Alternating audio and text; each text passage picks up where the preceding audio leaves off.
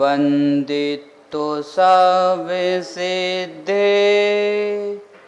धोबिमचल मणो भवं गदिं पतिं बोक्षामि समय पाहुड मिडिमुस्तुदिकी विलीभणिदम्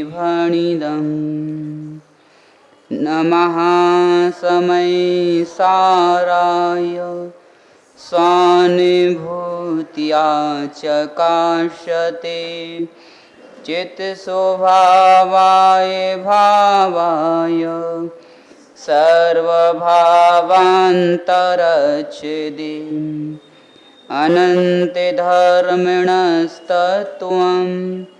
पश्यन्ति प्रत्यगात्मिनः अनेकान्तमयी मूर्ति नित्यमेव प्रकाशताम् वीतरागं जिनन्नत्वा ज्ञानानन्दैकसम्पदं वक्षे समय सारस्य वृत्तिं तात्पर्यसंज्ञिकम् नमो अरिहन्ताडं नमो सिद्धाडं नमो आयर्याडं नमो अजायाडं नमो लोये सविसाहुडम्।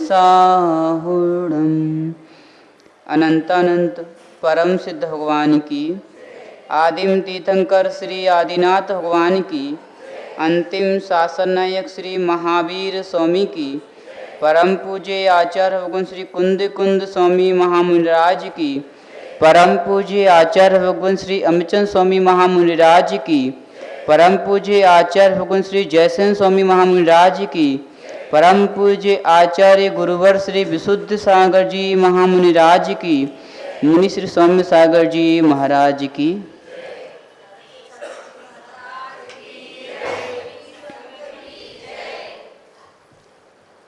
भव्य बंधुओं,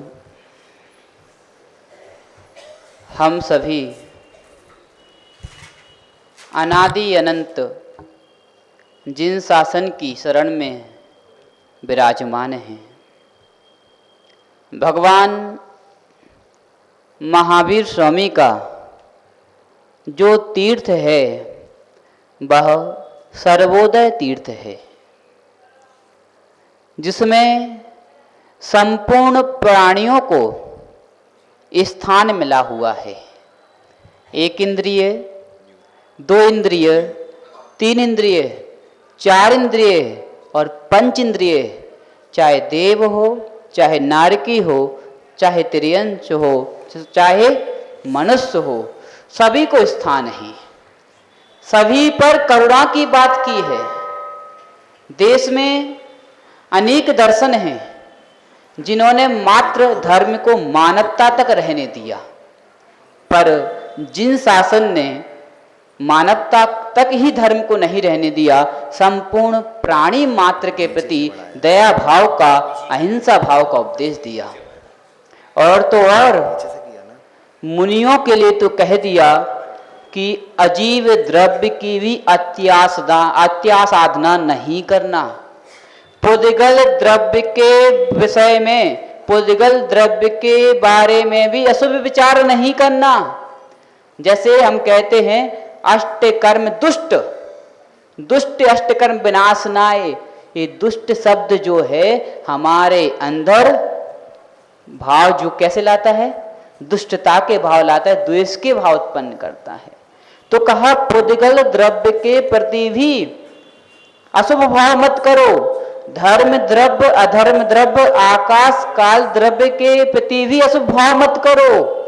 यानी कि संपूर्ण द्रव्यों को भी जिसमें स्थान दिया गया है, ऐसा सर्वोदय तीर्थ भगवान महावीर स्वामी का है। उस सर्वोदय तीर्थ में बैठकर हम उस तत्व की बात कर रहे हैं, जिस तत्व से हमारे आश्रयवादी जो तत्व हैं वह छूट जाएंगे, वह हमसे दूर हो जाएंगे, वह हमसे पृथक हो जाएंगे। पर परिणति हेतुर मोह नामनोनुभावा दावृत मनुभाव्य व्याप्ति कलमासिताया। जीव नाना विकल्पों को कर रहा है और वो नाना विकल्प जो हैं वह नाना वस्तुओं के कारण हो रहे हैं, नाना पदार्थों के कारण हो रहे हैं।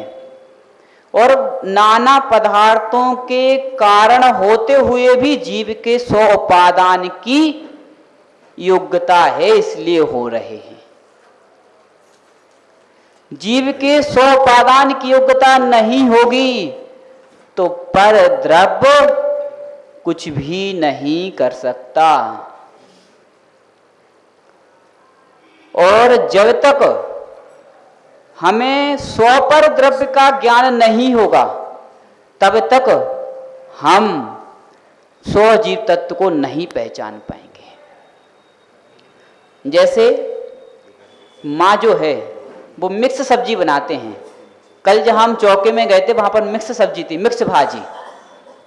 तो मिक्स सब्जी में केला मिला दिया, लौकी मिला दी, गिलकी मिला दी, परवल मिला दी, अनेक सब्जियों को मिला करके मिक्स सब्जी बना दी। अनेक सब्जियों को मिला करके मिक्स सब्जी बना दी, मिक्स भाजी बना दी।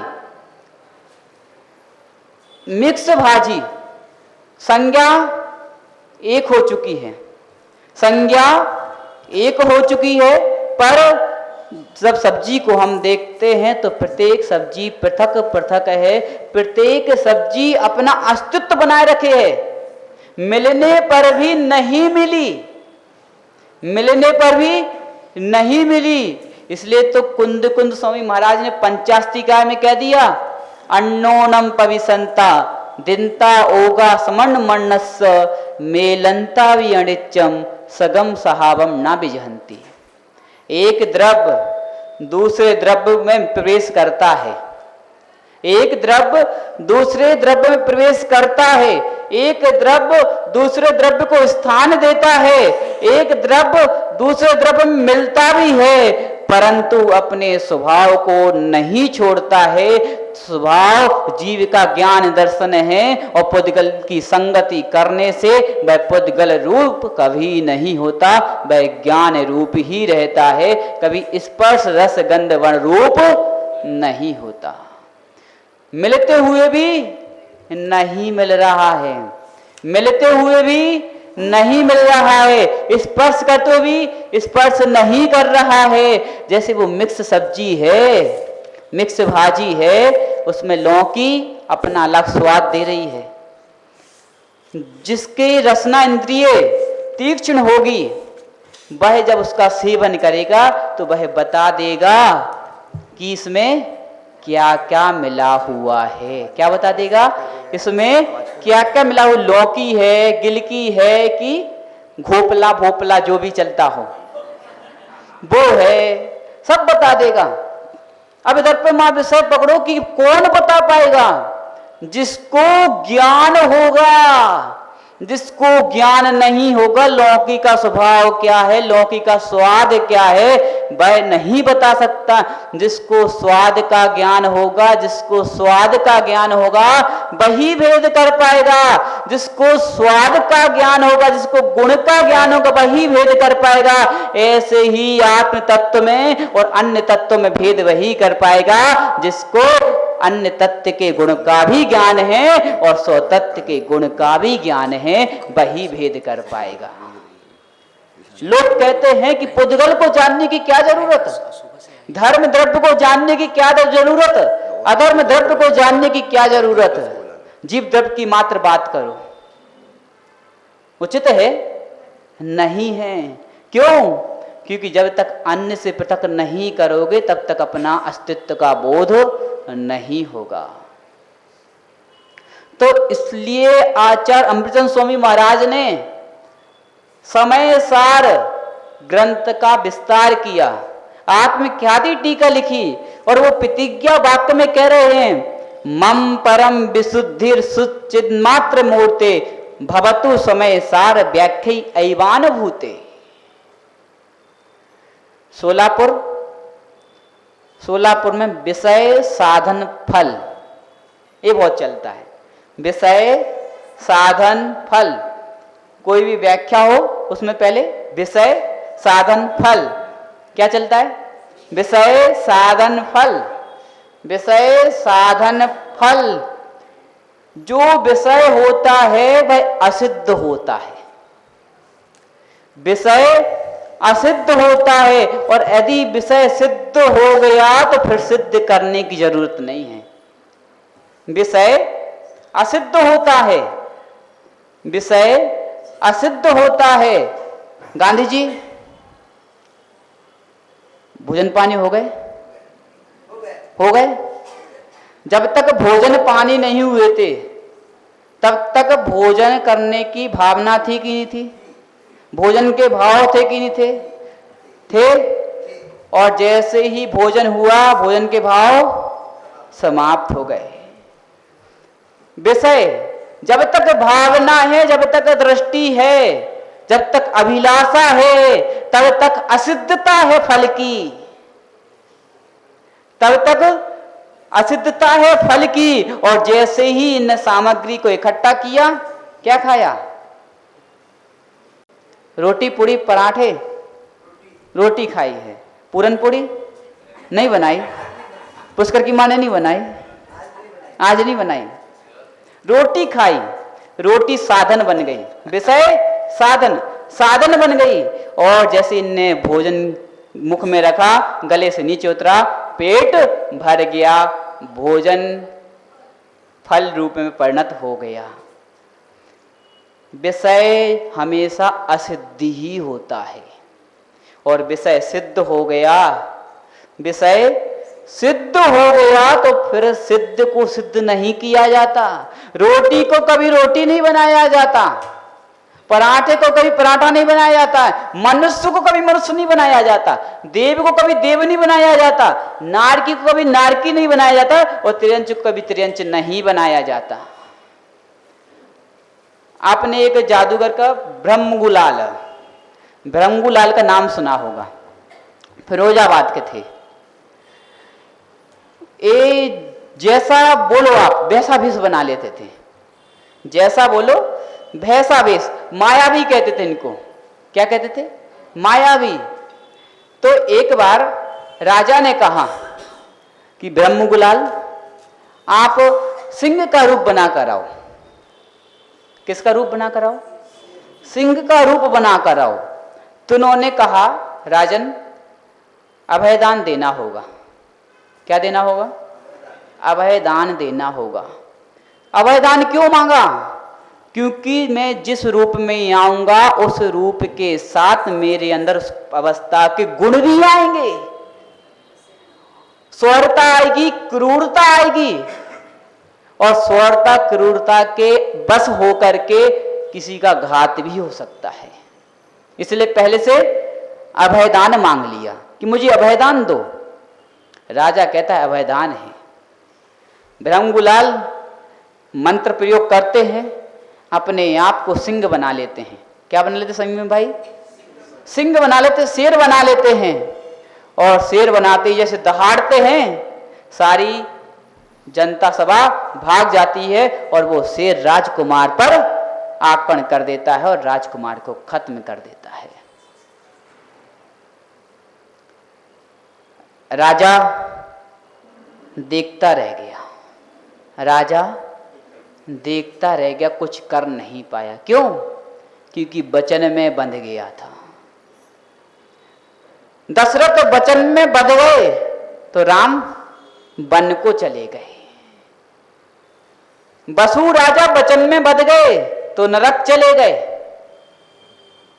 इसलिए जीवन में ध्यान रखना, कभी ऐसा वचन किसी को नहीं दे देना जिसमें आपको पछताना पड़े, बाद में अफसोस करना पड़े, बाद में आंसू बहाना पड़े। अब क्या वचन दिया था, और जो क्षत्रिय होते हैं वो कभी अपने वचन से अन्यथा नहीं होते। प्राण त्याग कर सकते हैं, प्राण त्याग कर सकते हैं, पर प्रण त्याग नहीं कर सकते। शशिकांत भाई, प्राण त्याग कर सकते हैं पर प्रण का त्याग नहीं कर सकते। अक्की बाट इधर पर कोल्हापुर जिले में एक गांव है, वहां मुनि विद्यासागर हुए, भट्टारक मुनि विद्यासागर। तो उनका एक चेला था और अमावस्या की रात्रि थी, मतलब उस दिन। तो उनका चेला रास्ते में कहीं जा रहा था, तो एक अन्नमतवादी मिला, उससे बोल दिया कि आज पूर्णिमा है, आज पूर्णिमा है। उसको पता नहीं था कि आज पूर्णिमा नहीं, आज अमावस्या है, पर वचन निकल गया। उसने कहा तुम जैन हो? हाँ मैं जैन हूं। तुम झूठ बोलते हो? नहीं बोलता हूं। ठीक है, तो आज अमावस्या की पूर्णिमा है?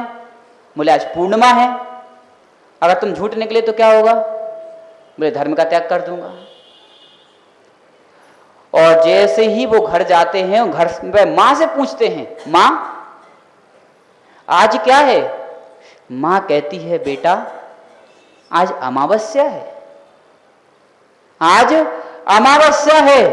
घबरा जाते हैं, अब क्या होगा? मुझे धर्म छोड़ना पड़ेगा।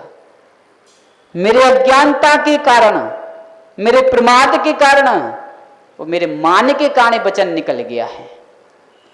अब वो सीधा मुनि विद्यासागर के पास जाते हैं और उनसे कहते हैं, तो वो कहते चिंता मत करो, मेरे ऊपर छोड़ दो। उन्होंने एक कांसे की थाली ली, एक कांसे की थाली ली। अजित भाई क्या ली? एक कांसे की थाली ली और ऐसे घुमा के ऊपर फेंकी कि पूर्णिमा की रात्रि उस दिन उन्होंने बना दी। मंत्र के प्रभाव से, विद्या के प्रभाव से उन्होंने अमावस्या की रात्रि को भी पूर्णिमा की रात्रि बना दिया, अमावस्या की रात्रि को भी पूर्णिमा की रात्रि बना दिया। ऐसे ही काल खोटा है, पर संयम की दृढ़ता, श्रद्धा की दृढ़ता से जीव पंचम काल में भी चतुर्थ काल जैसे मुनियों का आनंद ले सकता है। क्या कर दिया? अमावस्या की रात्रि को भी पूर्णिमा की रात बना दिया। इधर वचन दे दिए कि अभयदान देंगे। राजकुमार की मृत्यु हो गई, ब्रह्मगुलाल अपने भेष में आ गए।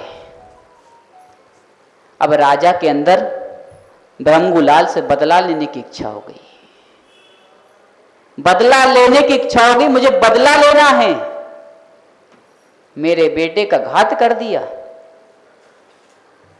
फिर उन्होंने ब्रह्मगुलाल को फिर बुलाया और ब्रह्मगुलाल से कहा कि तुम दिगंबर मुनि का भेष बनाओ।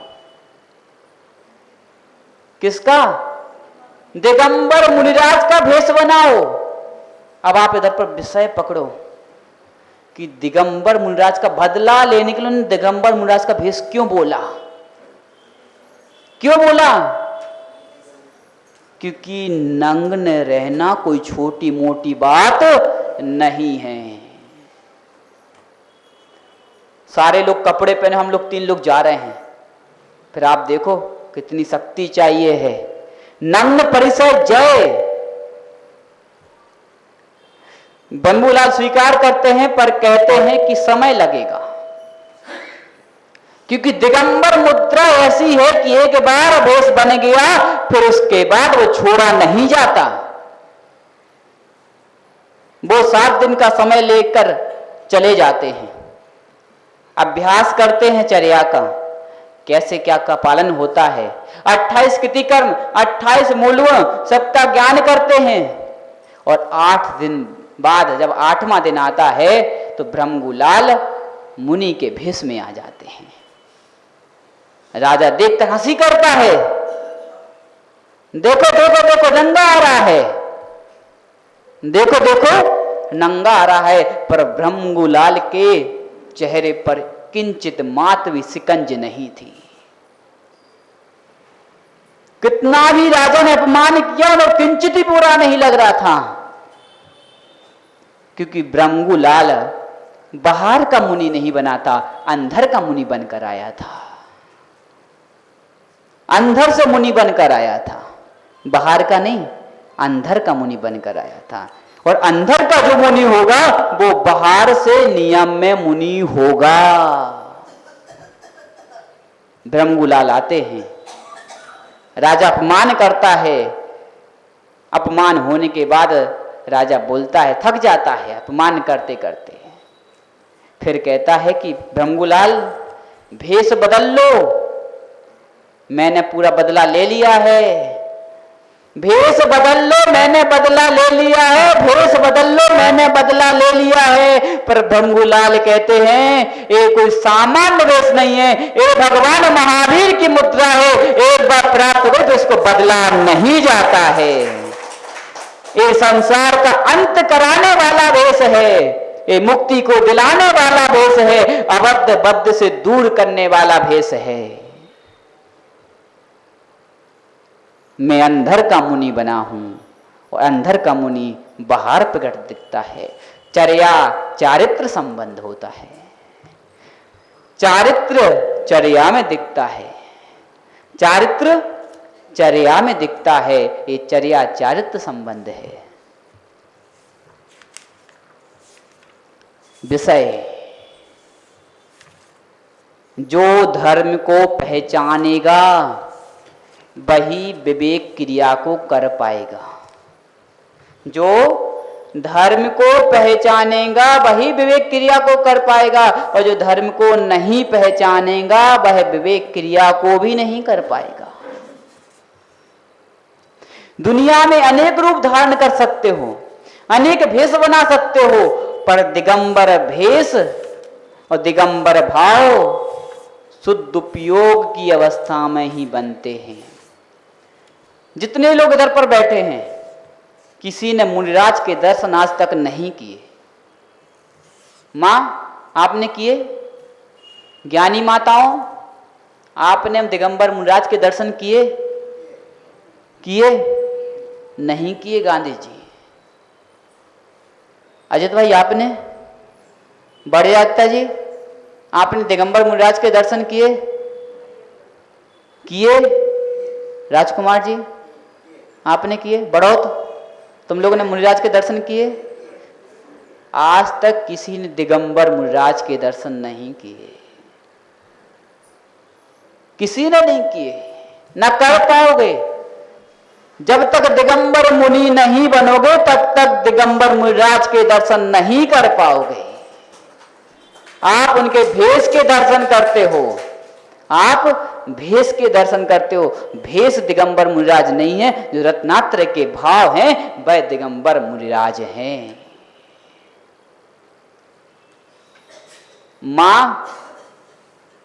मां का आनंद कौन लूट पाएगा? मां का आनंद कौन लूट पाएगा? पिता का आनंद कौन लूट पाएगा? किसको आनंद आएगा? जिसने संतान को जन्म दिया है वो ममता मां का आनंद लूटता है। वह पिता जिसने संतान को जन्म दिया है वह पिता पने का आनंद लूटता है। जिसकी शादी नहीं वो पिता का आनंद लूट सकता? संयम भाई, हाँ? मंडी लूट सकता है? खाद वाले नहीं जी। क्यों जी? क्यों नहीं लूट सकता? जब बनाए नहीं, बच्चे का जन्म हुआ ही नहीं, बच्चे का जन्म हुआ ही नहीं तो पितापन का आनंद नहीं आ सकता। बच्चे का जन्म हुआ ही नहीं तो मां का आनंद नहीं आ सकता, मां का आनंद नहीं आ सकता।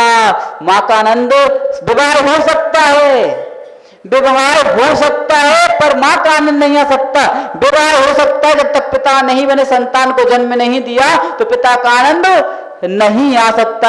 ऐसी मुनिराज का भेष तो हो सकता है, पर भेद विज्ञान की दृष्टि जागृत नहीं हुई तो मुनि पने का आनंद नहीं आ सकता। जब तक मैं मेरा करते रहोगे, मैं मेरा तेरा मेरा जब तक करते रहोगे तब तक तेरे प्रकार के चारित्र का आनंद नहीं आ सकता। ये समय सार व्याख्या है। इधर जो दिख रहा है उसकी बात नहीं करता, जो जो दिख रहा है समय सार उसकी बात करता ही नहीं। जो जो दिख रहा है उसकी बात करता ही नहीं, ना करेगा कभी, ना की कभी। तो उसकी बात करता है जो दिखता नहीं, क्योंकि उसमें रूप होता ही नहीं, रस होता ही नहीं, चखने की बात भी नहीं करेगा, सूंघने की बात भी नहीं करेगा, बोलने की बात भी नहीं करेगा, और शब्दों से जानने की बात भी नहीं करेगा। आज तक किसी ने उस तत्व को देखा नहीं जो तत्व स्वयं है। हमने एक दिन लक्ष्य लक्षण की बात की थी कि लक्ष्य को लक्षण से पहचाना जाता है, आत्मा का अनुभव होता है, जानन क्रिया का वेदन होता है, और वह जानन क्रिया जो है वह एकात्मक है। कैसी है? एकात्मक है, अनेकात्मक नहीं है। एक समय में एक ही अनुभूति आती है, कभी एक साथ सारी अनुभूति नहीं आ सकती। एक समय में एक ही अनुभूति आती है, जहां उपयोग की धारा जाती है उसकी अनुभूति आती है। शरीर में अनेक अंग हैं, नाक कान आंख पैर हाथ अनेक अंग हैं, पर प्रत्येक अंग काम कर रहे हैं। एक ही समय में प्रत्येक अंग काम कर रहे हैं, पर एक ही समय में प्रत्येक अंग की अनुभूति नहीं आ सकती। चाहे सर्वज्ञ देव हो उनको भी नहीं आती, और चाहे सदमस्त हो उनको भी नहीं आती। जितने भी जीव हैं वे प्रत्येक समय में एक की अनुभूति लेते हैं, और जो अनुभूति है वह वर्तमान होती है, भूत भविष्य की कोई अनुभूति नहीं आती। चतुर संतोष जी, जिनेन्द्र देव सर्वज्ञ देव आपके भूत को जानते? क्या वो अपने भूत को जानते? वो अपने भविष्य को जानते? आपके भविष्य को जानते? जिनेन्द्र देव पर के भूत भविष्य को जानते हैं, स्वयं के भूत भविष्य को जानते हैं, पर जैसे आपके भूत भविष्य को जानते हैं ऐसे ही स्वयं के भूत भविष्य को जानते हैं। परिणति किसके अंदर? स्वयं के अंदर सारी परिणतियां हैं, फिर भी अपनी सारी परिणतियों को नहीं जानते, मात्र वर्तमान की परिणति को ही जानते हैं, वर्तमान की परिणति का ही वेदन करते हैं। क्योंकि वेदन और जानन क्रिया अलग अलग है। वेदन और जानन क्रिया अलग अलग है। जान सकते हो पर वेदन क्रिया हो कोई नियम नहीं है। क्या कह रहे? मम परम विशुद्धि सुचिन्ह मात्र मूर्ते। मैं कैसा हूं? मैं तो शुद्ध चिन्ह मात्र हूं, चिन्ह मात्र की मूर्ति हूं, ज्ञान मात्र मूर्ति में हूं, ज्ञान मात्र मूर्ति में हूं, मैं कोई और दूसरी मूर्ति हूं ही नहीं। पर ऐसा हूं पर क्या करूं? ऐसा हूं पर क्या करूं? सम्यक ने रंग पोत दिया दीवाल में। दीवाल कह रही कि मैं न लाल हूं, न पीली हूं, न नीली हूं, न काली हूं। मैं ऊपर रंग पोत दिया, इसलिए मैं नीली काली पीली दीवाल हो गई हूं। दीवाल कैसी है? ये सफेद रंग दीवाल है, खाद वाले भाई, इस पर रंग पोता गया ना, तो रंग अलग है और दीवाल अलग है। रंग अलग है, दीवाल अलग है। रंगों को पोत दिया तो हम कहने लगे दीवाल लाल पीली नीली काली हो गई, पर दीवाल दीवाल है, रंग रंग है। ऐसे ही जीव उपाधि के साथ हो गया, कर्म की उपाधि से युक्त हो गया तो मनुष्य हो गया, कर्म की उपाधि से युक्त हो गया तो नारकी हो गया, कर्म की उपाधि से युक्त हो गया तो देव हो गया, कर्म की उपाधि से युक्त हो गया तो तिर्यंश हो गया। पर जीव तो जीव ही है, जो है सो है। कर्मों के साथ मिलकर के भी अपने स्वभाव को नहीं छोड़ा, कर्मों के साथ मिलकर के भी अपने स्वभाव को नहीं छोड़ा, वह शुद्ध चिन्ह मात्र मूर्ति रहा। मम परम विशुद्धि फिर भी उपाधि को अलग करने का पुरुषार्थ है, उपाधि को अलग करने का पुरुषार्थ है। तो मैं समय सार की व्याख्या कर रहा हूं, और समय सार की व्याख्या से जो अनुभूति मुझे आएगी, उस अनुभूति से जो विशुद्धि बढ़ेगी, उस विशुद्धि से कर्मों का क्षय होगा, और जो मैं हूं वैसा मैं हो जाऊंगा, मैं अपने आप को प्राप्त कर लूंगा। इसलिए जब भी तत्व की वार्ता करो तो विशुद्धि के लिए करना, संक्लेशता के लिए नहीं करना। चैतन्य भाई कभी किसी को समझाना भी पड़े तो उतना समझाना कि आप संक्लेशता में ना पहुंच जाओ, आपकी विशुद्धि बनी रहे। कर्ता मत बनना, कर्तव्य का पालन करना। क्योंकि हमारा समझाने का अभिप्राय साइन बोर्ड की तरह होना चाहिए। किसकी तरह? साइन बोर्ड की तरह। मार्ग में जा रहे हो, साइन बोर्ड लगा हुआ है, इधर पर मुड़ना है, इधर पर मुड़ना है। अब मुड़ना ना मुड़ना आपके हाथ में है। मुड़ना ना मुड़ना आपके हाथ में है। साइन बोर्ड का काम मात्र क्या है? बताने का है। ऐसे ही किसी को समझाओ तो मात्र बताओ, उसको चलाओ नहीं। चलाओगे तो अपने आप को भूल जाओगे, चलाओगे तो अपने आप को भूल जाओगे और लोगों को सही सलाह नहीं दे पाओगे, उन्हें नहीं संभाल पाओगे। इसलिए कभी भी किसी को समझाओ तो साइन बोर्ड की तरह समझाओ। किसकी तरह? साइन बोर्ड की तरह समझाओ। मैं तुम्हें बता सकता हूं पर तुम्हारे साथ चलूंगा नहीं, चलना तुम्हें ही होगा। मैं तुम्हें अपना विश्वास दे सकता हूं, मैं तुम्हें विश्वास दे सकता हूं। कैसा विश्वास? पंचम काल में मोक्ष है नहीं, पंचम काल में मोक्ष है नहीं, और मुनिराज लोग साधना कर रहे हैं। मुनिराज साधना कर रहे हैं, पंचम काल में मोक्ष है नहीं और स्वर्ग दिखता नहीं, स्वर्ग दिखता नहीं। फिर भी कितना विश्वास आपके अंदर है कि मैं जो साधना कर रहा हूं ये मेरी परंपरा से मोक्ष को देने वाली है। ऐसा विश्वास मैं तुम्हें दे सकता हूं। एक दिन हमने पहले दिन या दूसरे दिन बोला था कि ये उपदेश श्रद्धा और ज्ञान के लिए है, श्रद्धा और ज्ञान के लिए है। चारित्र की परिणति तो स्वयं को ही लानी पड़ेगी, क्योंकि साक्षात फल अज्ञान वृत्ति है। क्या है? अज्ञान निवृत्ति है। और जो प्रारंभ होता है श्रद्धा का भाव, प्रारंभ कहां से होता है? ज्ञान से होता है। ज्ञान नहीं तो श्रद्धा भी नहीं।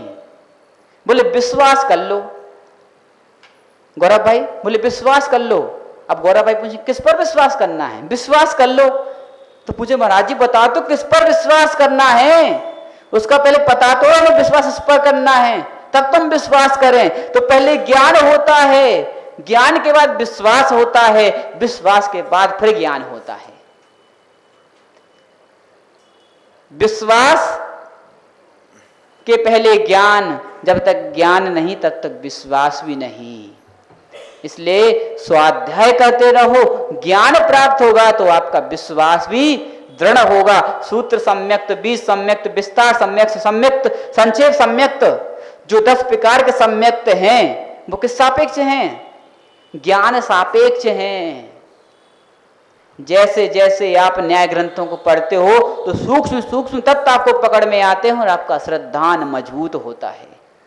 और श्रद्धान मजबूत जितना होगा तो श्रद्धान की मजबूती सायोग सम्यक से छायक तक पहुंचा देगी। मम परम विशुद्धि, मैं जो व्याख्या कर रहा हूं मैं परम विशुद्धि के लिए कर रहा हूं, ना कि संक्लेशता के लिए। ये मेरा जो समय सारे ग्रंथ पर टीका है ये तो आपके लिए साइन बोर्ड है। जिनका उपादान होगा वो अपना कल्याण कर लेंगे और जिनका उपादान नहीं होगा, योग्यता नहीं होगी, तो वो इसको जैसा पढ़े बस शब्दों के ज्ञानी हो जाएंगे, अक्षरों के ज्ञानी हो जाएंगे, पर इसके जो बाह्यार्थ है उसके ज्ञानी नहीं हो पाएंगे, उस वस्तु तत्व के ज्ञानी नहीं हो पाएंगे, उस वस्तु तत्व का अनुभव नहीं कर पाएंगे। इसलिए शब्द, शब्द, ज्ञान और अर्थ। गांधी जी महात्मा गांधी हो क्या? क्यों नहीं हो? महात्मा गांधी क्यों नहीं हो? धोती डालना पड़ेगा, चश्मे से कांच निकालने पड़ेंगे, तब महात्मा गांधी बन पाएंगे। गांधी जी हो क्या? नहीं हो। नोट वाले गांधी जी हो? नहीं हो। क्यों नहीं हो? गांधी जी, महात्मा गांधी, महात्मा गांधी शब्द सुना आपने? ज्ञान में महात्मा गांधी एक धोती वाले, एक डंडा लेकर के हाथ में और बिना चश्मे का, बिना लेंस का कांच लगाने, चश्मा लगाने वाले गांधी जी आए कि नहीं आए? आए कि नहीं आए? कि सुनील गांधी आ गए? नोट पर गांधी जी दिखे कि नहीं दिखे? शब्द बोलते ही ज्ञान हो गया। क्या गांधी जी प्रत्यक्ष में दिख सकते हैं? क्यों नहीं दिख सकते? क्योंकि है नहीं है। कुछ वस्तुओं का ज्ञान जो है वह शब्द ज्ञान तक रहता है, कुछ वस्तुओं का ज्ञान शब्द तक रहता है, और कुछ वस्तुओं का ज्ञान शब्द ज्ञान अर्थ तक पहुंचता है। राम, राम शब्द सुना है, राम का रूप झलका क्या? कौन से रामायण वाले राम का? राम का रूप देखा किसी ने? महावीर को देखा? नहीं देखा। ये आपको शब्द तक ज्ञान है, और जो राम का नाम हमने बोला उसमें जो रूप आया है वो तो रामायण वाले राम का है।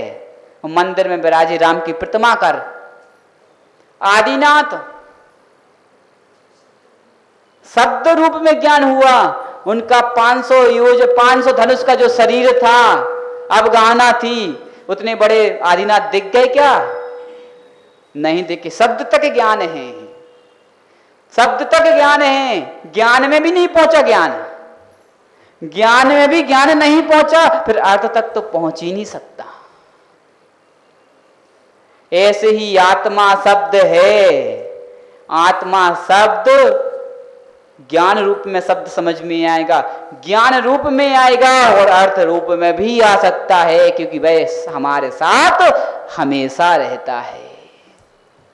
आत्म तत्व आपके साथ हमेशा रहता है। शब्द, ज्ञान, बाह्य अर्थ, ये तीनों आपके साथ हैं। आत्मा तत्व का आप कहीं पर भी ध्यान करोगे, चाहे पर्वत पर, चाहे शमशान भूमि पर, कहीं पर भी करो आप, वहां पर आपको बाह्यार्थ का ज्ञान हो जाएगा। क्यों? क्योंकि वह आपके साथ ही है, अलग नहीं है। गांधी जी, महात्मा गांधी दिखे नोट पर, तस्वीर में, पर साक्षात में नहीं दिख सकते। जो बीत चुका है वो प्रत्यक्ष हो ही नहीं सकता। जो बीत चुका है वह प्रत्यक्ष नहीं हो सकता। बड़ौत का जो आनंद है चातुर्मास का, वो सामने आ सकता है? सामने नहीं आ सकता, प्रत्यक्ष नहीं हो सकता, पर स्मृति में उसका आनंद आ सकता है। पर स्मृति का जो आनंद है वह प्रत्यक्ष का आनंद नहीं है। हम आज तक किसका आनंद ले रहे हैं? भगवान का नाम सुनते हमें आनंद आ जाता है, यथार्थ में आप पाषाण का ध्यान करके आनंद ले रहे हो। पाषाण का, पुद्गल का, और पुद्गल का आश्रय लेकर के आप विकास कर रहे हो अपना।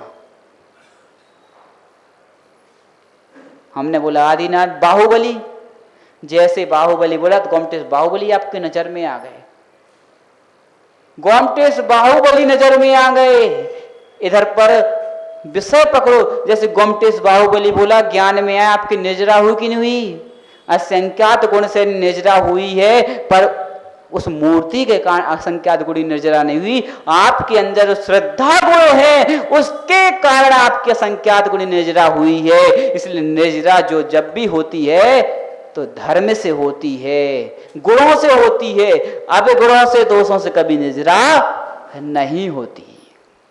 इसलिए समय सार में मैं आत्मा के गुणों की व्याख्या कर रहा हूं, उससे मेरी निजरा होगी, और निजरा होगी तो मेरी विशुद्धि बढ़ेगी। गांधी जी, अजय भाई से पूछो, क्या पूछो कि एक इनको लौकी पकड़ा दी, लौकी पर इन्होंने क्या किया? मिट्टी लगा दी अच्छी, ठीक है, और नदी में डाल दी। कहाँ डाल दी? नदी में डाल दी। अंदर चली गई और फिर कुछ टाइम बाद ऊपर आ गई। क्यों? मिट्टी निकल गई, मिट्टी निकल गई, मिट्टी निकल गई। ऐसे ही जो विशुद्धि के नीर में अपने आप को डाल देगा, उसके कर्म निकल जाएंगे और वह सिद्ध शिला पर विराजमान हो जाएगा। विशुद्धि के नीर में अपने आप को डाल दो, विशुद्धि की नदी में बहा दो। किसमें? विशुद्धि की नदी में। और विशुद्धि की नदी में बहाना है तो विशुद्ध सागर को अपना गुरु बना लो। बना लिया? क्योंकि हुकुमचंद भारल जी नाम सुना? हम लोग गिरार जी, बड़े दादा, छोटे दादा, हम लोग गिरार जी में थे तो उनका जो विद्यार्थी थे उनका आना हुआ तो उनके विद्यार्थी बोले कि हमको छोटे दादा ने बोला है कि जो तत्व विद्या की बात करने वाले आचार्य विशुद्ध सागर जी हैं, उनकी तुम सेवा करना, उनके लिए तुम चौका लगाना, उनकी वैयावृत्ति करना। वो जीव अंतिम समय में ऐसा बोल के गया है, जीवन भर कुछ भी किया हो लेकिन अंतिम समय में ऐसा बोल के उसने समाधि मरण कर लिया।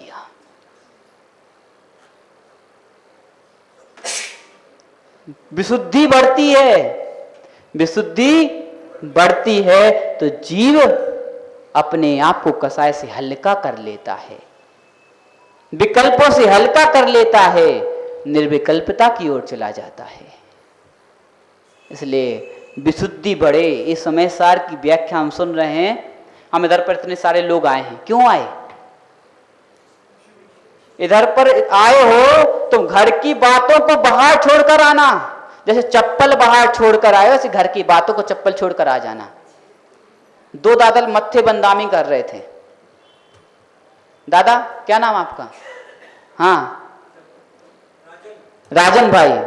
राजन भाई जैसे चप्पल बाहर छोड़कर आए हो, जूते बाहर छोड़कर आए हो, ऐसे घर के विकल्पों को, संकल्पों को बाहर छोड़कर आ जाना। फिर प्रवेश करोगे तो फिर आपको आनंद आएगा, अनुभवन होगा जो इधर सुन रहे हो। और घर की बातें हैं, हम बोल रहे हैं तो ऐसा स्थिति बन जाएगी कि सुनते हुए भी नहीं सुन रहे हैं। आशुतोष भैया सुनते हुए भी नहीं सुन रहे हैं। इसलिए घर के विचारों को, घर के विकल्पों को चप्पल छोड़ के आ गए, ऐसी बाहर छोड़कर आ जाओ। फिर इस मंडप में प्रवेश करो तो जो इधर पर व्याख्या कर चल रही है उससे जो आपको विशुद्धि प्राप्त होगी, जो आपके परिणाम में निर्मलता आएगी। समझ में ना आए चिंता नहीं करना, क्योंकि आपने देखा कि जो मांत्रिक रहते हैं, किसी को सर्प काट ले और मंत्रवादी मंत्र करे। प्रभाकर जी सर्प काट ले किसी को और मंत्रवादी ने मंत्र किया, जहर उतरता कि नहीं उतरता? उतरता है। अब देखो कि जिसको सर्प काटा है वो तो बेहोश पड़ा है, उसको तो मंत्र भी सुनाई नहीं दे रहा, मंत्र भी सुनाई नहीं दे रहा। वो सुनाई नहीं दे रहा, समझ में कैसे आएगा?